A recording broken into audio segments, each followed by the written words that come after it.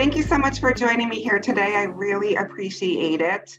So Zeldis Research, just a quick tidbit about us. We're a market research company that specializes in customized primary research, and healthcare is one of our key industries that we work in.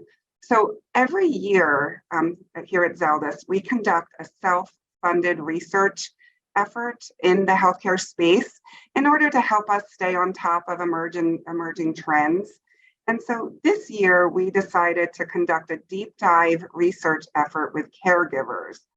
And as Brad mentioned, this is a two-phase study. So this first phase is a qualitative piece that we conducted with caregivers, and we'll be following up with a quantitative research effort. And we'll be launching that very soon after this webinar, in fact. So that will be an online survey. And at the end of this presentation, if you have any questions that you would actually like us to potentially add into our survey, I would love to get that feedback. We really want to make sure that our survey touches on everything that is important and relates to caregivers. So let's dive in here into our research. And again, I look forward to any questions at the end. So as we were thinking about the proprietary research that we would be conducting in our healthcare space, the topic of caregivers came up. And we started doing some research and finding some facts and statistics about caregiving. And as we were doing this, we really the information that we found we thought was astonishing. So we see here in 2020, 48 million Americans provided unpaid care to an adult over the age of 18. So that doesn't even include caregivers of children with special needs. And we know and have found that number is even higher since then. Nearly 1 in 5 family caregivers experience significant financial strain as a result of caregiving. So another very impactful statistic. We also heard that 23% of caregivers say that caregiving has made their own health worse, and about 41% report having 2 or more chronic conditions. And I know, even personally, talking with family and friends and even colleagues, that the topic of caregiving often comes up, and so many of us have had personal experience with caring for loved ones. So I was very excited to be a part of this research effort, and I'm really excited to share the findings with you. So let's talk about what we did in phase 1 of the research.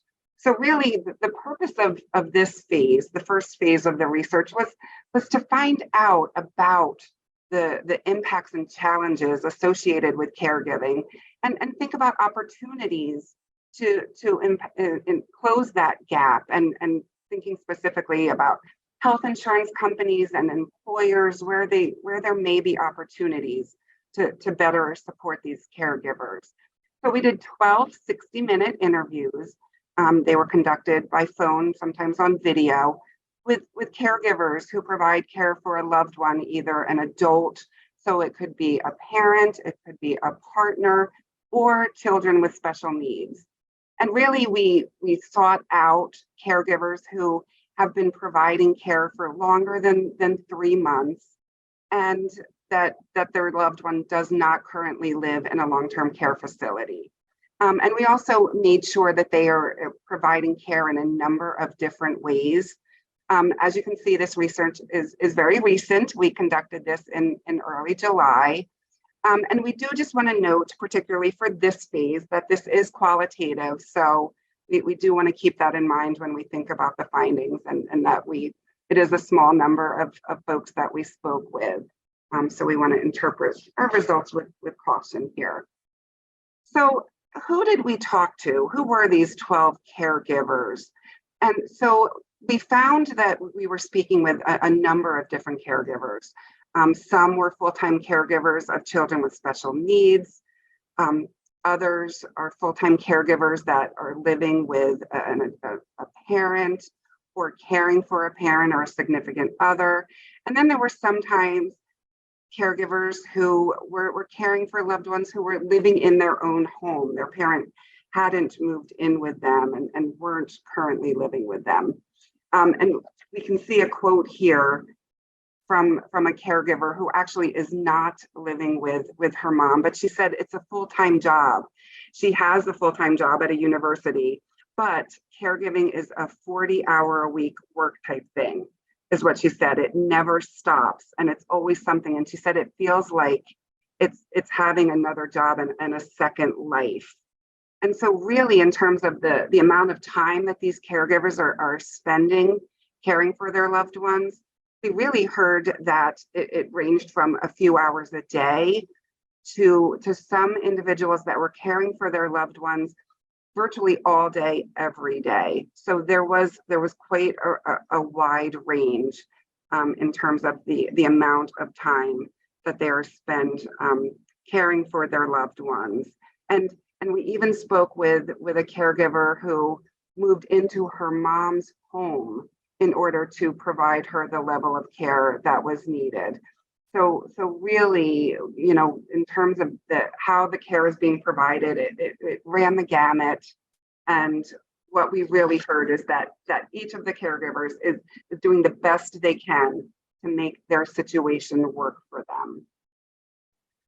So as I mentioned, we did want to find out the type of support that they are currently providing to their loved ones. And we did screen to make sure that they were providing a few levels of support in different areas to make sure that we were really targeting caregivers who were deeply invested in providing care for their loved ones. And what we heard was, first and foremost, it was often about the emotional support that these caregivers were providing to their loved ones. But then there were also many ways in which they were working to meet the physical needs of their loved ones. We heard about personal care and hygiene, living accommodations, making sure that the caregiver's home is safe for them, household chores, providing meals, providing transportation, scheduling medical appointments and picking up medication, and also shopping for insurance and managing the insurance for their loved ones. So these caregivers, while they're doing all of this for their loved one, they also have their own jobs, their own families. So they are really trying to juggle and make sure that they can best meet the needs of all of their loved ones. And we have a quote here that we really think exemplifies the effort and the care that's being provided. So this is a part-time caregiver caring for her parent, told us that I'm her mental health support and advocate person. I provide emotional support and financial support. I'm also like a doctor, a veterinarian because she has a cat, a house fixer-upper, and an organizer of family stuff. I take care of almost everything. So we wanted to explore and understand how prepared these caregivers felt for their role and before becoming a caregiver. If there are things that they wished they knew. And we learned a lot here in terms of things that they would have done differently and things that they wished they knew before becoming a caregiver. So first, and a very common theme that we heard is that they wish they understood the impact of caring for a loved one and what that would be on them in terms of the stress and making sure that everything gets done that's needed to get done, not only for themselves and their families, but for their loved one for whom they're providing care. And then we also heard that several don't feel equipped to take care of their loved one. We see in this quote here, she's very, very stubborn. She does not want to go into any kind of assisted living. And I'm not equipped to take care of her. My brother's not equipped to take care of her. So for many of these individuals, there's just a feeling of inadequacy that they weren't really prepared for. We also heard about the need for external resources and that caregivers wish they knew the resources that would be available to them before becoming a caregiver, because they're not often able to seek out resources because they're involved in trying to manage all of the care that they're providing in their lives. So they may find out resources that are available after it would have been beneficial. We also heard about the fact that at times parents don't discuss their medical and long-term care plans and wishes with their children. And so the child doesn't necessarily know what their parent wants and needs in terms of their own health plans. And in instances when there's dementia and Alzheimer's, there isn't an opportunity to ask the parent what their wishes are. And so we heard in this quote here, I would have talked to my mom about what her health insurance was going to look like when she retired.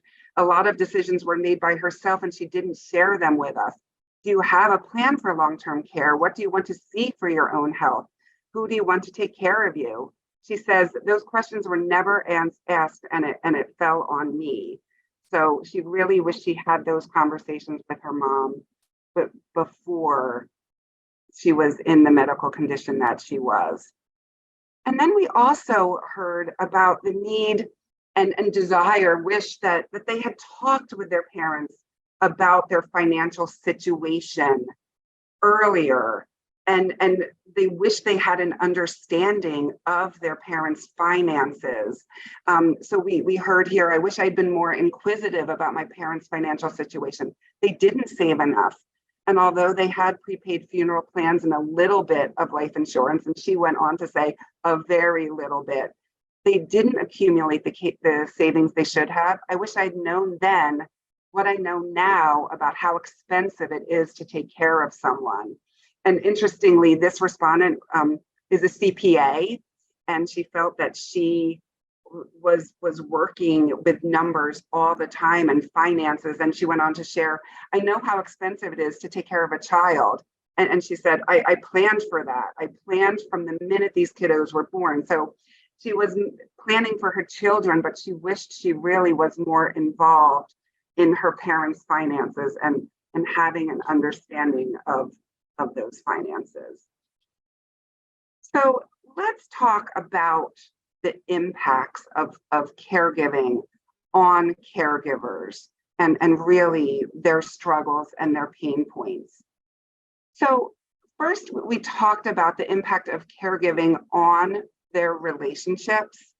And what we heard is that caregiving can be very stressful on relationships and perhaps even destructive.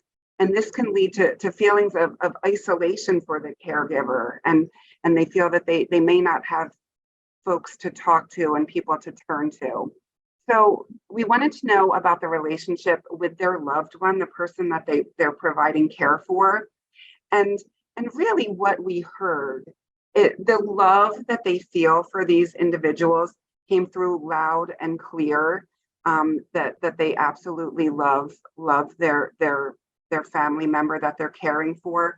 But they also discussed the challenges that they have with the loved ones. And they talked about the fact that it's not always easy to remain patient with them. And this was particularly true for those who were caring for a loved one with dementia or severe mental health conditions, that really it's hard for them to maintain patience. And we hear time and again from caregivers, my parents cared for me and now it's my turn to care for them. So they may feel a sense of obligation to provide care, but they don't necessarily have the tools that they need to manage the situation. And when they get frustrated with their loved ones, this can often lead to feelings of guilt. And the situation can be exacerbated when no one else is really available to help provide care, and when these caregivers don't have anyone to turn to. And so this leads to the relationship with family members and the impact that caregiving can have on other familial relationships. And so we did hear in this research the impact of caring for a child with special needs can be very difficult on a marriage, and we even heard that it can lead to divorce. So parents can be so focused on meeting their child's needs and meeting their finances, their family finances, and trying to manage them, that they don't even recognize the extent of the strain that caregiving is putting on their marriage until it's too late. And we also heard, and this is another common theme from caregivers when they have siblings who aren't participating in the care to the same level as the caregiver that we spoke with. And this could be due to the fact that the sibling lives further away, or that they're not necessarily as close with their parent. And this can lead to bitterness. And we found it interesting because there was a lot of protection when talking about their siblings, and the caregiver was saying that they understood the situation, but there was definitely an undertone of wishing that their siblings were doing more to help in providing care for their parents. And even if they didn't live close by, perhaps there was more that could be done. And so there were feelings of resentment there that we did hear about. And then we also spoke with caregivers who have their loved one living in their home with them, and that could be a parent. And these individuals often had young children of their own, and they worried about how to balance managing the care for their parent and for their children, and the need to ask their children to help with the care for the grandparents. And we heard from one caregiver who said she really has to try to balance that and make sure that her kids can be kids, but they also do need to help provide care for their grandparent. And I remember one caregiver that I spoke with, she told me that she was paying her children to babysit for her mother during our interview so that she could have an hour to spend with me, just to be able to conduct the interview. And lastly, we also heard about the impact of caregiving on friendships, which are critically important to these caregivers who are under such a great deal of strain. But they told us how difficult it can be to maintain friendships due to not only the time management, they just don't have time for outside relationships, and to keep those friendships. They don't have time to go out to dinner or go to the movies.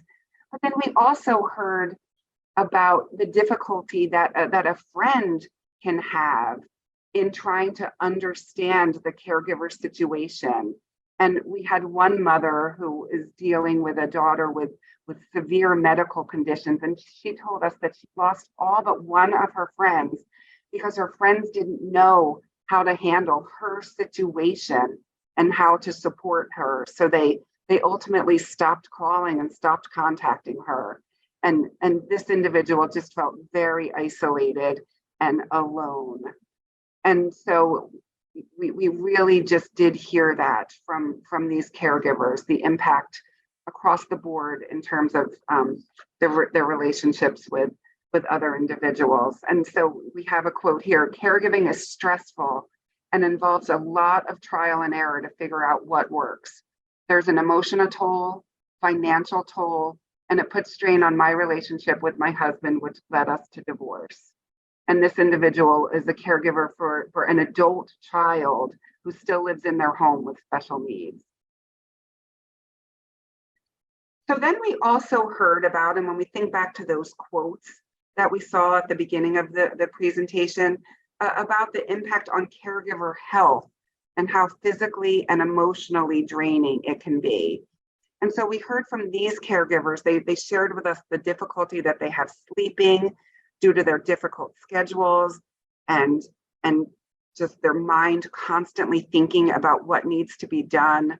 And this lack of sleep and the feeling of being pulled in so many different directions can cause caregivers to say that they have difficult focusing and thinking and even finding their own words. And all of these caregivers told us that they think it is very important to maintain their own physical health One even equated it to flying and being told to put your oxygen mask on first. But they shared how difficult that can be given everything that they're trying to do.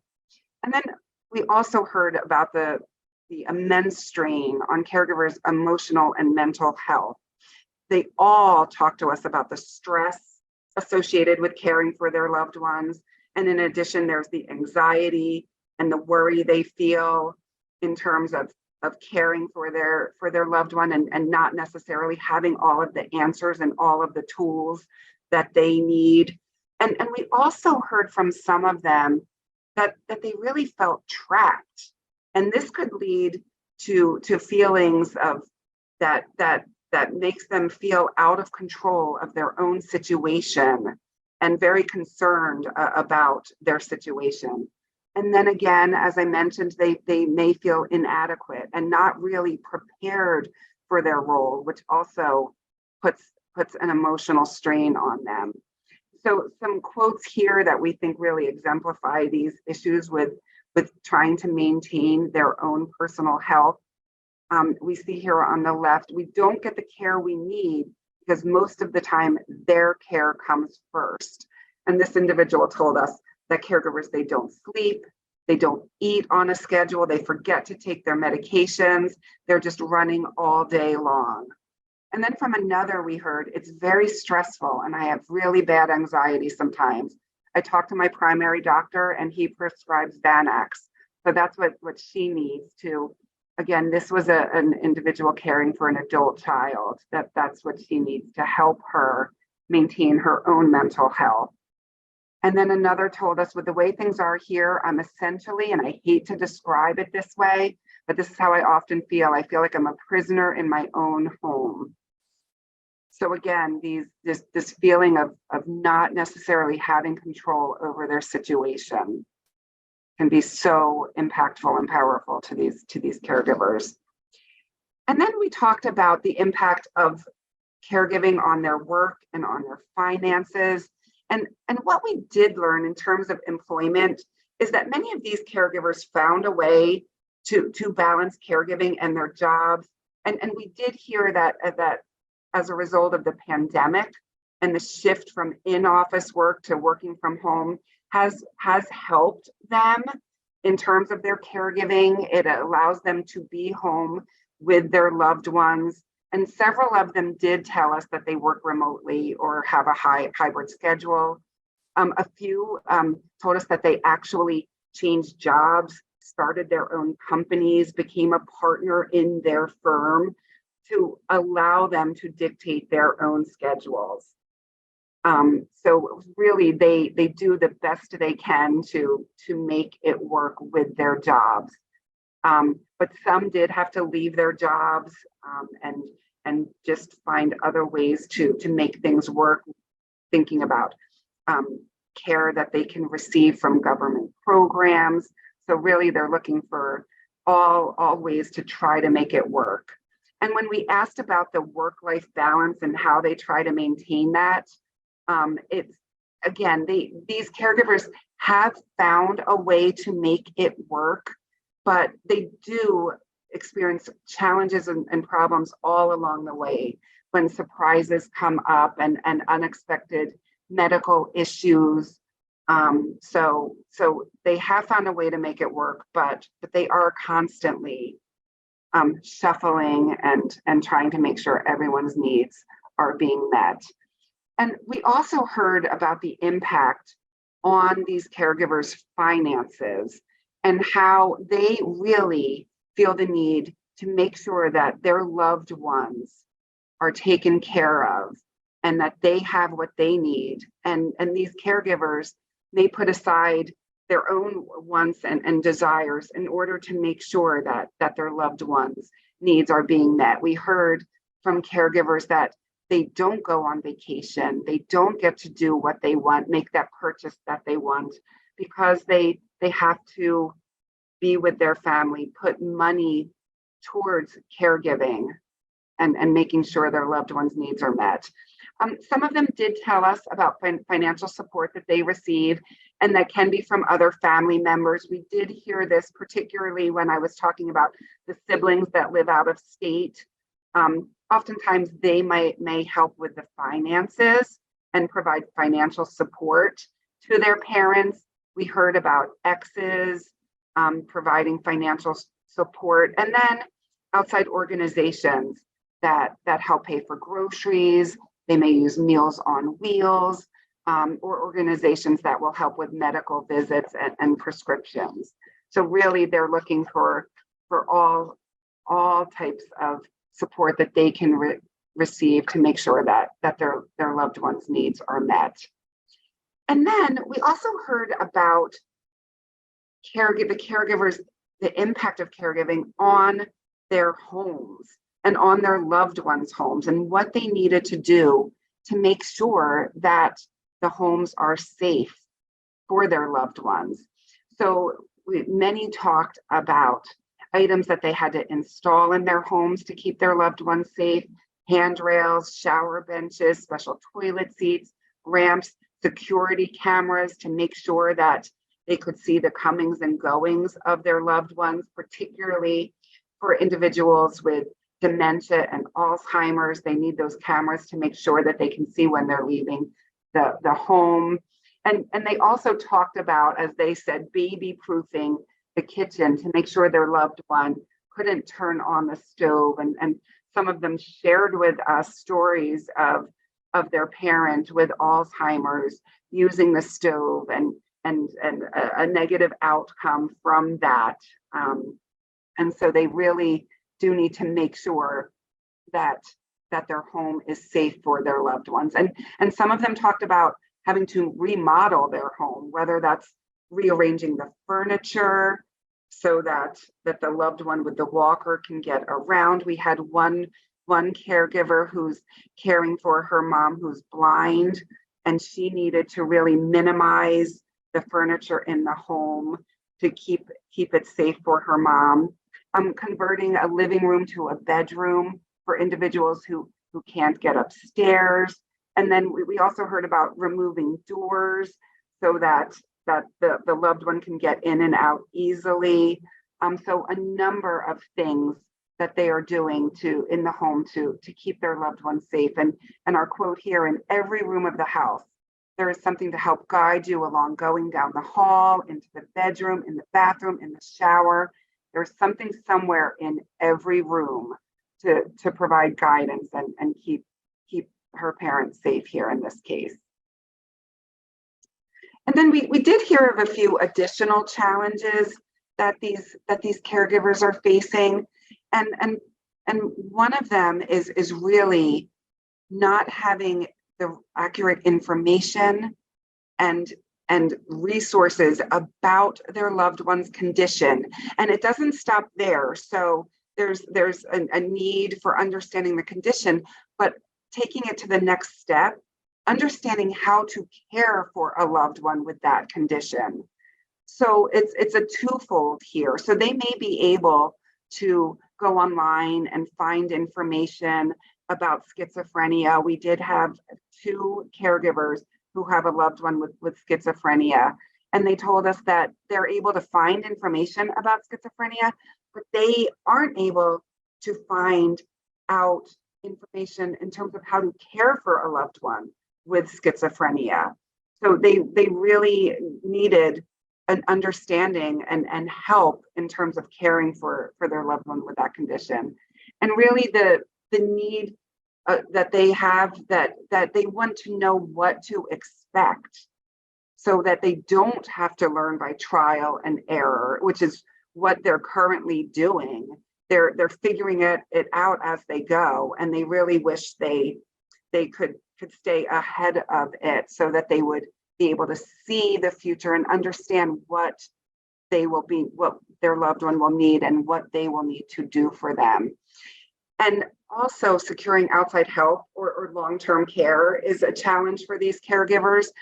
We hear this so often when we talk to caregivers about the need for respite care, and really just the caregiver having the ability to recharge and step away and find some time for themselves And often they aren't able to do that because they don't have access to respite care.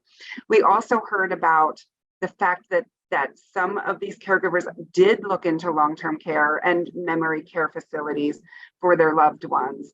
And financially, they weren't able to do it, or they didn't have facilities in their area. I spoke with one caregiver in Texas whose mom has severe dementia and memory loss. And she was hoping for a memory care facility for her mom. And she said in the big state of Texas, there were 3 memory care facilities. Now, whether that's true or not, I don't know, but that was her perception, that there were 3 facilities that she felt would be well equipped to take her mom, and none of them were near her. We also talked about the fact that individuals didn't purchase long-term care insurance, and going back to what caregivers wish had been done, that came up that their parents, their loved ones don't have long-term care insurance to help with caring for them. So they wished that they knew about long-term care insurance, that their parents knew about long-term care insurance, so that it could be in place before they were in the situation that they're in. And then we also heard about the high out-of-pocket costs for health insurance and long-term care insurance, and really how it can limit getting the best plan for their loved ones. And so next we're going to talk about support and resources that caregivers would like, and their current state in each of these areas, but also where the gaps are and what they really do feel that they need. So as I've talked about a few times here in terms of training and preparedness for caregiving, these caregivers that we spoke with did tell us that they do research to try to find information about caregiving. So they use the internet.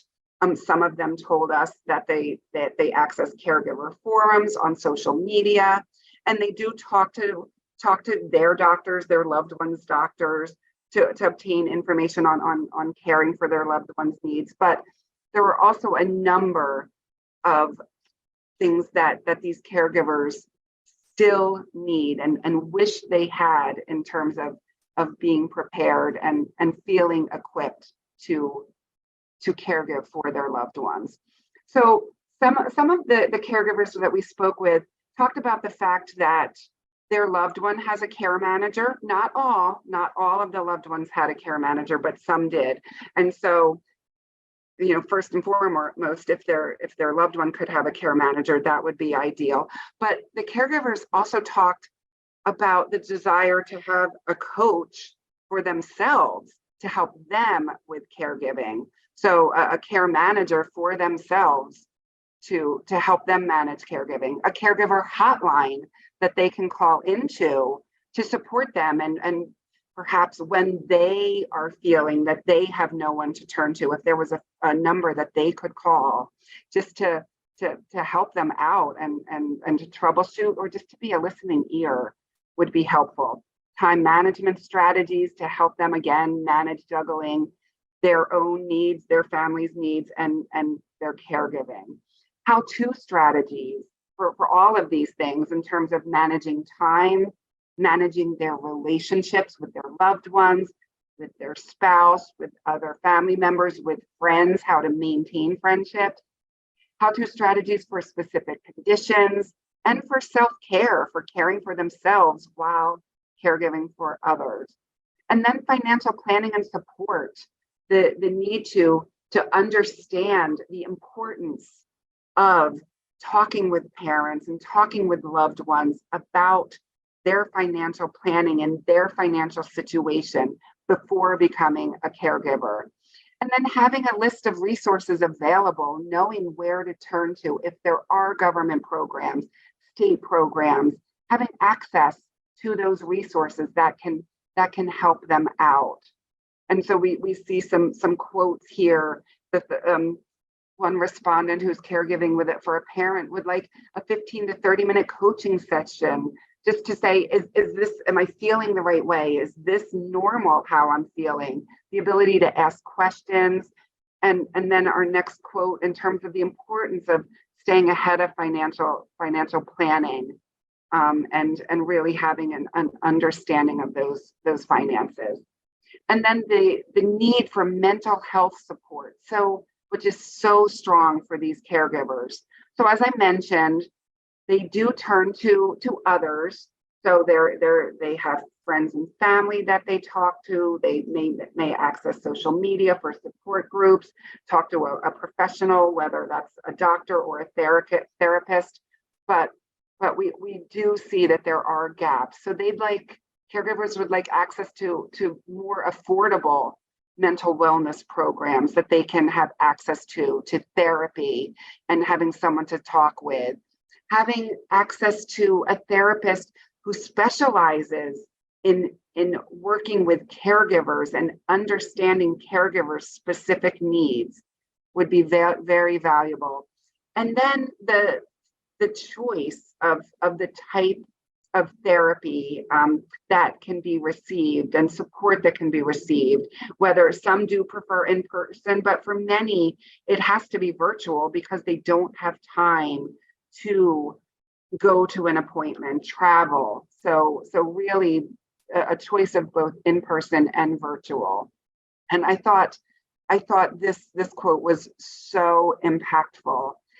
This mom talking about the worry of her own mental health, and she shared with us that at times she worries that she's going to hurt her child or pack her stuff up and leave.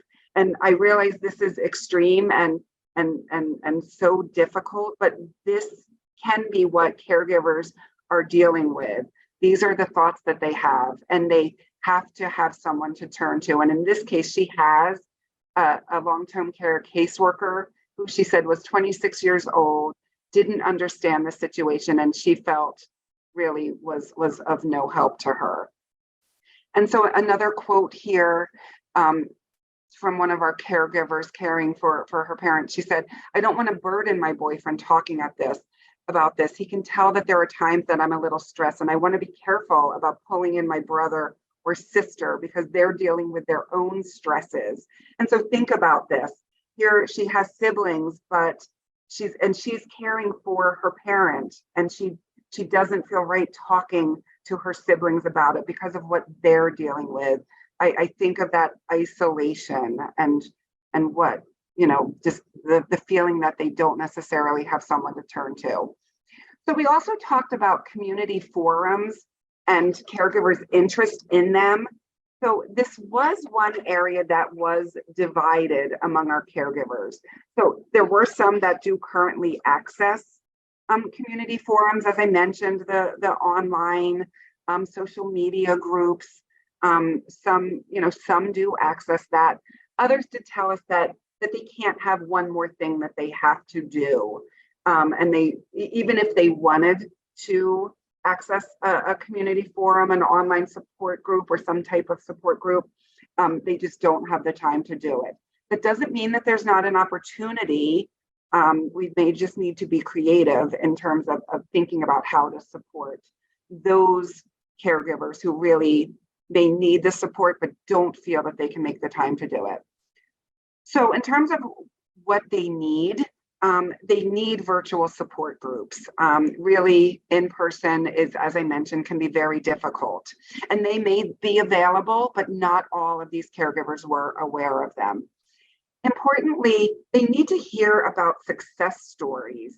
Oftentimes we'll hear from caregivers who are caring for parents with Alzheimer's or dementia or other conditions that they don't necessarily want to hear what the future is going to bring because it scares them. They don't want to have to think about it because they live day to day and that's all that they can handle. So hearing success stories can be very helpful. Again, as I've shared, they need to feel that they're not alone.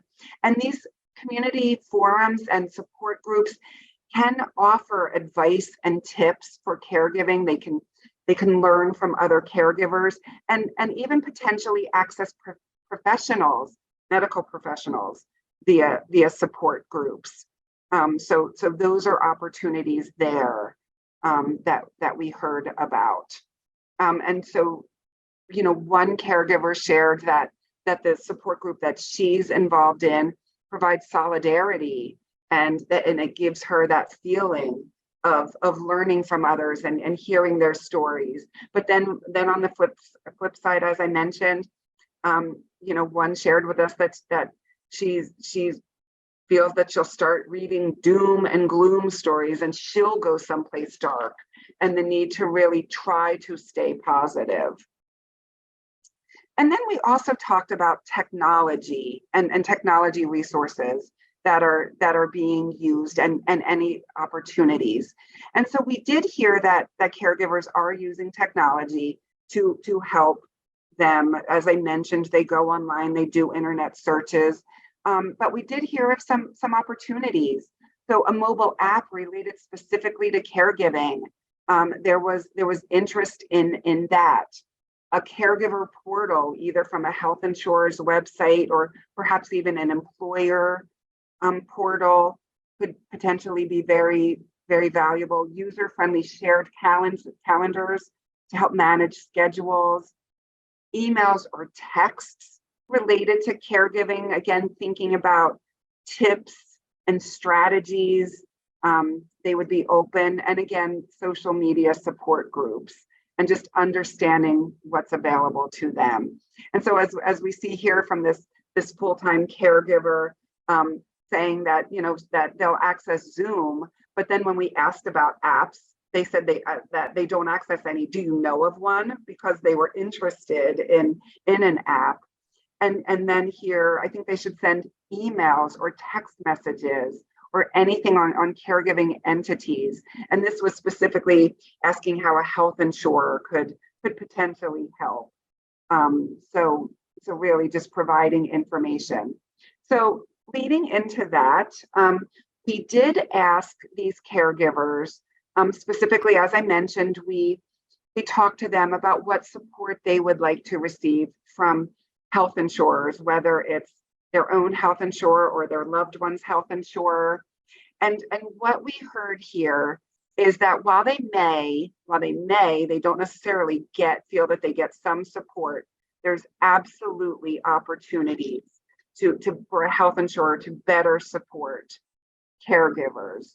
And so in terms of the gaps in what they need and opportunities, information on specific diseases, again, just helping to educate them, simpler eligibility for necessary services. We heard about the need for care for their loved ones and how health insurers would deny it and not necessarily provide that access to care. We talked about, on the previous slide, that there is interest in a portal or mobile app, and these caregivers definitely felt that could be an opportunity for a health insurer. As I mentioned, a caregiver hotline, that could be an opportunity for a health insurer to provide that potentially. Respite care, the strong need that these caregivers have for that would certainly be welcome from a health insurer. Proactive assisted living planning and services, helping caregivers research and understand what's available in terms of assisted living. There's a potential opportunity there.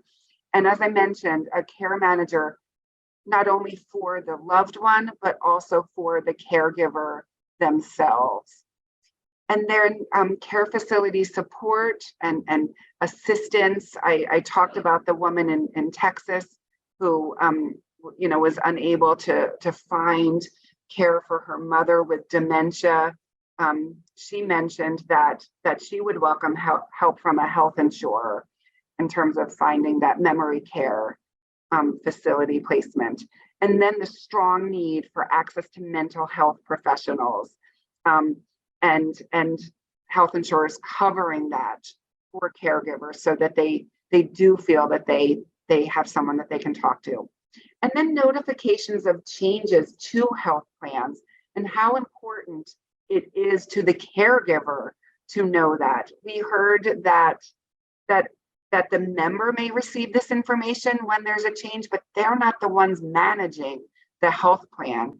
And really, it's important for the caregiver to get that information. So a health plan should identify when there is a caregiver in place and really communicate with the caregiver when possible, particularly about things that will impact care being received. And we have a quote here: "We tried to get palliative care for her."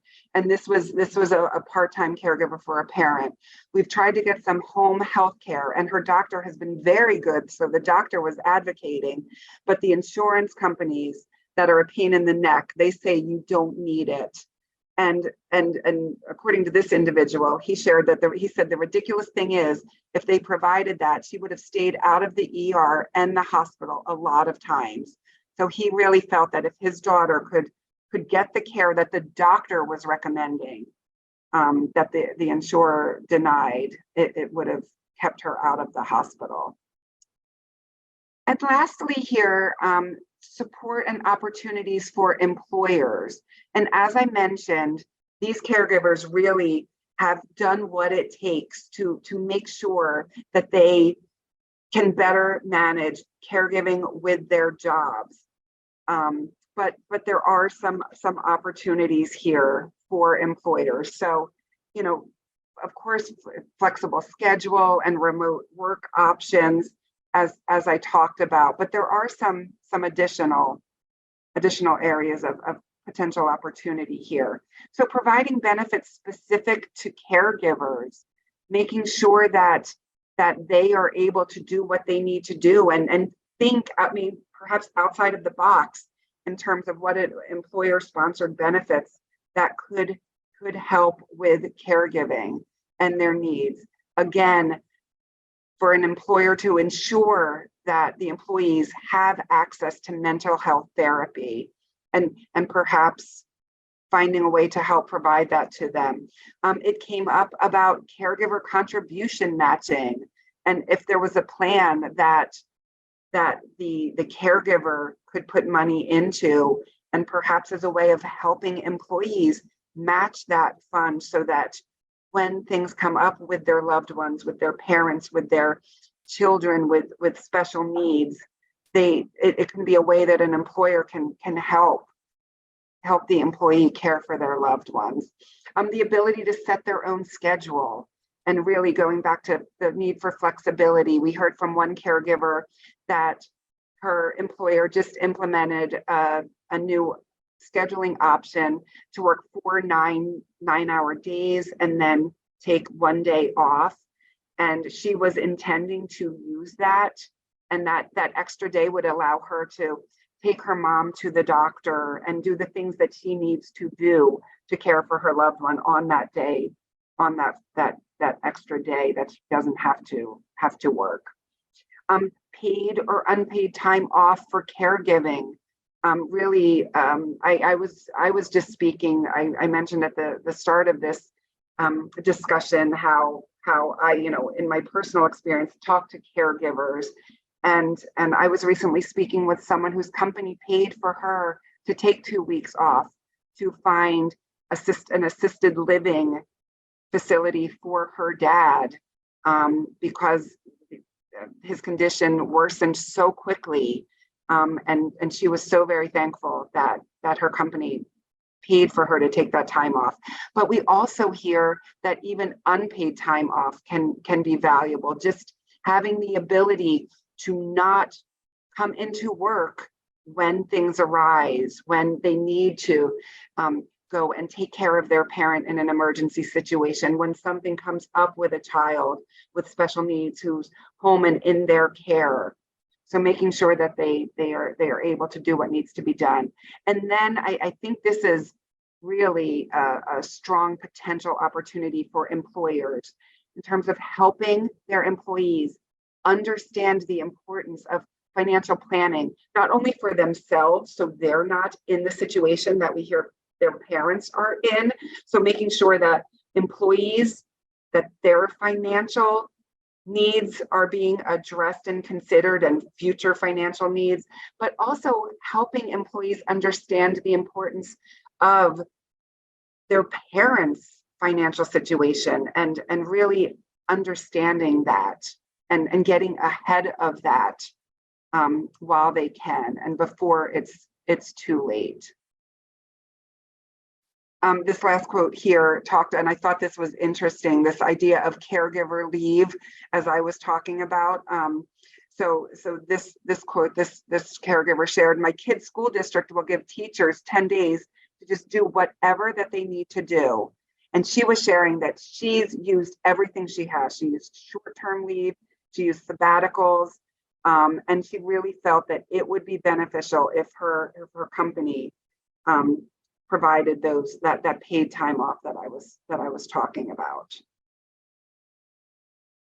So that's the information that I have to share that we learned from our qualitative phase of this research. And I think we see here loud and clear the need that caregivers feel for support and for help from outside resources. And so we're very excited to launch into our phase 2, which we'll be getting up and running over this week and next. So it's coming very soon, and we'll certainly be reaching back out once we have that information to share as well.